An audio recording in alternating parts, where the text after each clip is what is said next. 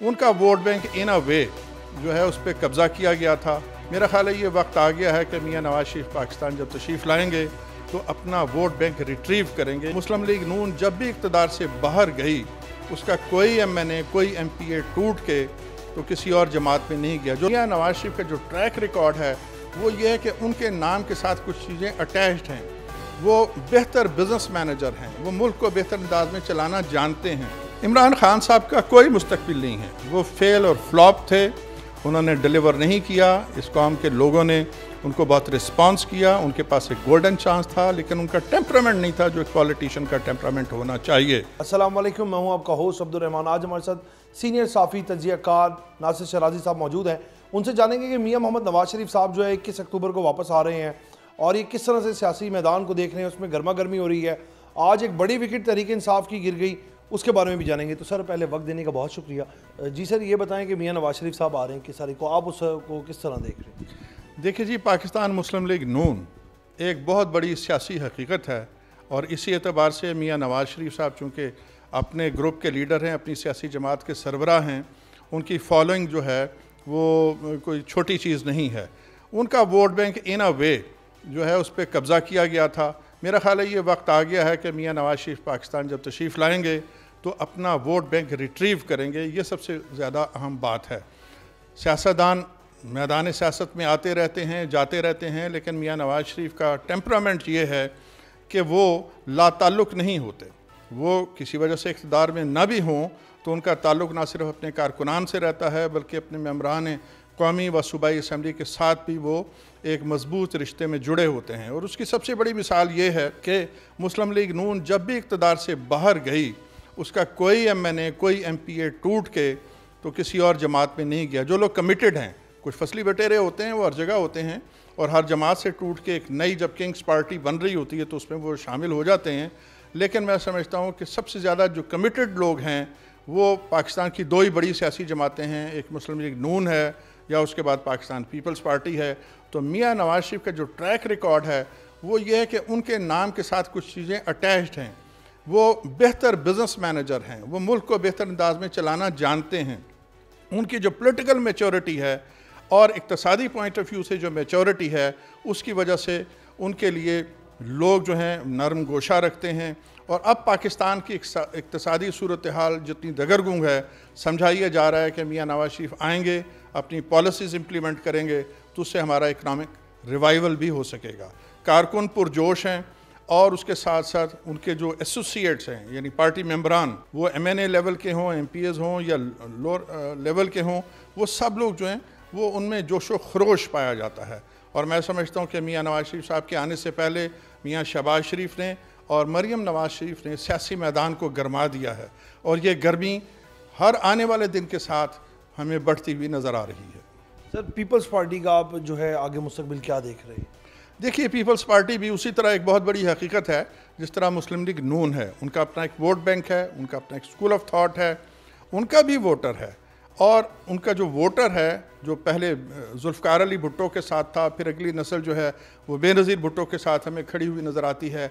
अब peoples party के लिए जो सबसे ज़्यादा चार्मिंग पॉइंट है वो ये है कि नई नस्ल जो तीसरी नस्ल है यानी बिलावल भुट्टो अब वो उस पार्टी की क़यादत करते नज़र आ रहे हैं। और उनको जो सबसे ज़्यादा मैच्योर्ड पॉलिटिशियन की मैं समझता हूँ कि गाइडेंस हासिल है, दैट इज़ आसिफ अली जरदारी साहब। इस्तेकाम पाकिस्तान नई पार्टी बनी, उसका आप सियासी मुस्तकबिल क्या देखते हैं? क्या वो नून लीग और पीपल्स पार्टी के मद्दे मुकाबल आ सकेगी? देखिए, इस्तेहकाम पाकिस्तान पार्टी जो है वो बुनियादी तौर पे अगर आप देखें उसके ज़ाय तरकीबी क्या थे तो ये वो शख्सियात थीं जो बुनियादी तौर पे या पीपल्स पार्टी में थी या मुस्लिम लीग नून से टूट के वहाँ गए थे। अब बात यह है कि मियां नवाज शरीफ के पास इतनी वो गुंजाइश मौजूद नहीं है कि तमाम जाने वालों को और ख़ास तौर पे हार्ड टाइम में छोड़ के जो चले गए थे उनको वापस अपनी पार्टी में एब्जॉर्व कर लें। यही हाल पीपल्स पार्टी का भी है। वो भी उन लोगों की तरफ देखेंगे जो कमिटेड लोग थे, जो हार्ड डेज़ में उनके साथ खड़े रहे। लिहाजा वो तमाम दोस्त वापस इन जमातों में नहीं जा सकेंगे जो तहरीक इंसाफ का हिस्सा रहे। लेकिन बहरहाल एक वोट बैंक मौजूद है और ये वोट बैंक वो है तहरीक इंसाफ का जो लोग डिसअपॉइंट हुए हैं। वो लोग ये महसूस करते हैं, यानी मैं वोटर के पॉइंट ऑफ व्यू से बात कर रहा हूँ, कि ना उनकी जगह इस वक्त मुस्लिम लीग नून में है और ना ही वो फेवर कर सकते हैं पाकिस्तान पीपल्स पार्टी को। لہٰذا وہ تحریک انصاف یا نیو تحریک انصاف جو بھی اس کو نام دے لیجئے، بہرحال اس وقت تو نام استحکام پاکستان پارٹی ہے، وہ ووٹ بینک جو ہے ادھر جائے گا، لیکن یہ 100% وہ ووٹ بینک نہیں ہوگا، چونکہ اس میں لوگ ڈس اپوائنٹ ہوئے ہیں، اور میرا خیال ہے 50% سے زیادہ جو ووٹرز ہیں وہ تحریک استحکام پاکستان کی طرف نہیں جائیں گے۔ بہرحال جتنے بھی جائیں گے، تحریک استحکام پاکستان جو ہے وہ مسلم لیگ نون کے مقابل نہیں آ سکتی، اس لیول کی جماعت نہیں ہے۔ گو اس کی عمر 26 سال ہو گئی ہے، یعنی ہم تحریک انصاف کی اگر بات کریں تو یہ وہی چہرے ہیں نا بنیادی طور پہ، اور اسی طرح وہ پیپلز پارٹی کے مد مقابل بھی نہیں آ سکتے، کمپیریٹیولی چھوٹی جماعت ہم کہہ سکتے ہیں۔ لیکن یہ نہیں کہا جا سکتا کہ وہ سب لوگ جو ہیں وہ عمران خان کے جیل جانے کے بعد یہ سب لوگ جو ہیں میدان سیاست سے ہمیشہ کے لیے آؤٹ ہو جائیں گے، نہیں، ان کا مقام ہے۔ کچھ کریڈیبل لوگ ہیں استحکام پاکستان پارٹی میں جو لوگ آئے ہیں، جن کا ماضی میں تعلق تحریک انصاف سے رہا ہے، اس میں کریڈیبل لوگ بھی ہیں۔ اچھا، اب دیکھنا یہ ہے کہ الیکشن کے بعد یہ کتنی سیٹیں لے سکتے ہیں۔ میرا ذاتی خیال ہے کہ ابھی تو کچھ کہنا بڑا مشکل ہوگا، کیونکہ آگے چل کے کئی الائنس بنیں گے، کئی بڑے گروپ جو ہیں وہ بڑی پارٹیوں کو جوائن کریں گے۔ کچھ لوگ مسلم لیگ نون کے ساتھ الائنس میں چلے جائیں گے، کچھ پیپلز پارٹی کے ساتھ جائیں گے، اور کچھ تحریک انصاف کے ساتھ بھی چھوٹی پارٹیاں۔ تو میرا خیال ہے کہ جب فائنل راؤنڈ شروع ہوگا الیکشن کا، الیکشن سے ایک ماہ پہلے آپ کہہ سکتے ہیں، اس میں صورتحال واضح ہوگی، اور پھر ایک صحیح تجزیہ دیا جا سکے گا کہ کون سی پارٹی اپروکسیمیٹلی کتنی نشستیں حاصل کرنے میں کامیاب رہے گی۔ سر، عمران خان کا، تحریک انصاف کا تو مستقبل نظر نہیں آ رہا، لیکن عمران خان صاحب کا آپ کیا مستقبل دیکھ رہے ہیں؟ عمران خان صاحب کا کوئی مستقبل نہیں ہے، وہ فیل اور فلاپ تھے، انہوں نے ڈیلیور نہیں کیا، اس قوم کے لوگوں نے ان کو بہت رسپانس کیا، ان کے پاس ایک گولڈن چانس تھا، لیکن ان کا ٹیمپرامنٹ نہیں تھا جو ایک پولیٹیشین کا ٹیمپرامنٹ ہونا چاہیے۔ وہ کرکٹ کے کھلاڑی تھے، وہ شارٹ ٹیمپرڈ تھے، وہ سیلف سینٹرڈ تھے، اسی سٹائل میں جس طرح وہ پاکستان کی کرکٹ ٹیم کو چلاتے رہے ہیں ماضی میں جب وہ کھیلا کرتے تھے، تو انہوں نے اپنی سیاسی جماعت کو اسی انداز میں چلانے کی کوشش کی ہے۔ یہ تجربہ ناکام ہوا ہے۔ ہمیں تو پہلے بھی اندازہ تھا، چونکہ ہم نے زندگی کا سرد گرم بہت دیکھا ہے، اور پچھلے 40 برس جو ہیں ہمارے سامنے گزرے کہ پارٹیاں آئیں اور پھر ہوا کے ساتھ ہی وہ رخصت ہو گئیں۔ ہمیں تو اندازہ تھا کہ اس پارٹی کا بھی اختتام اسی طرح ہوگا، چونکہ وہ اسٹیبلشمنٹ کے زور پہ آئے تھے، ان کا ووٹ بینک نہیں تھا، وہ بہت بڑے ہیرو بھی نہیں تھے۔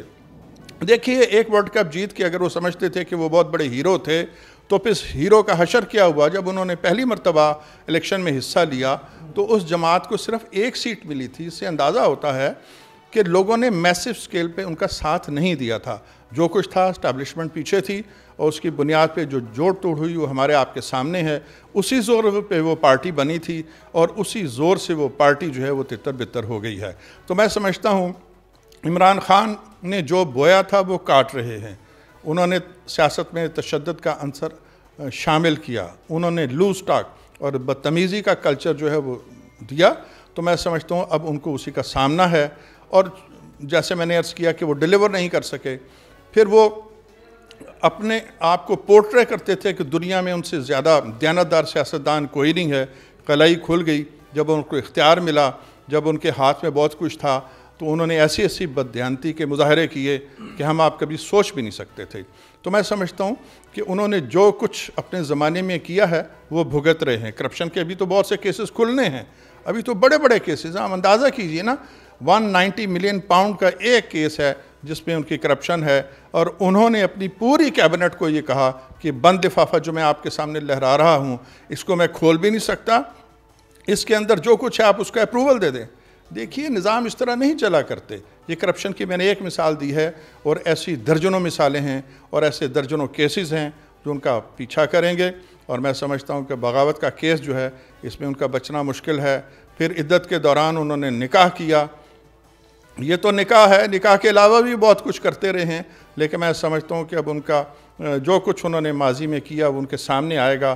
میں تو ان کا پولیٹیکل کیریئر ختم ہوتا دیکھ رہا ہوں، اور جو لوگ اس امید پہ بیٹھے ہیں کہ شاید ریوائیول ہوگا اور خان ایک مرتبہ پھر آئے گا، میرا خیال ہے یہ قوم اتنی بیوقوف نہیں ہے۔ اور قوم تو خیر پہلے بھی بیوقوف نہیں تھی، لیکن کچھ اور لوگ تھے جو انہیں اقتدار میں لانا چاہتے تھے، اور یہ معاملات یہاں طے نہیں ہوئے تھے، یہ معاملات امریکہ میں طے ہوئے تھے، برطانیہ میں ہوئے تھے، تل اویو میں ہوئے تھے، اور یہ صرف کہنے کی باتیں نہیں ہیں، اس کے ثبوت موجود ہیں، اور ایسے ثبوت ہیں جن کو ڈینائی نہیں کیا جا سکتا۔ بہت شکریہ سر آپ کا۔ جیسے ہمارے ساتھ سینئر صحافی ناصر شرازی صاحب موجود تھے اور ان کو یہی کہنا ہے کہ میاں نواز شریف 21 تاریخ کو جب وطن واپس آ رہے ہیں تو ایک روشن مستقبل پاکستان کا نظر آ رہا ہے، جبکہ استحکام پاکستان ابھی طرح وہ جگہ نہیں بنا سکتی کہ جس طرح پیپلز پارٹی اور نون لیگ اس میدان میں پاکستان میں اپنی جگہ بنائے ہوئے ہیں، اور تحریک انصاف اور عمران خان کا تو کوئی مستقبل نظر نہیں آ رہا، جو انہوں نے کیا تھا آج وہ کاٹ رہے ہیں۔ اسی کے ساتھ اپنے میزبان کو آپ اجازت دیں، آپ سے پھر ملاقات ہوگی ایک نئے پروگرام کے ساتھ، تب تک کے لیے اللہ نگہبان۔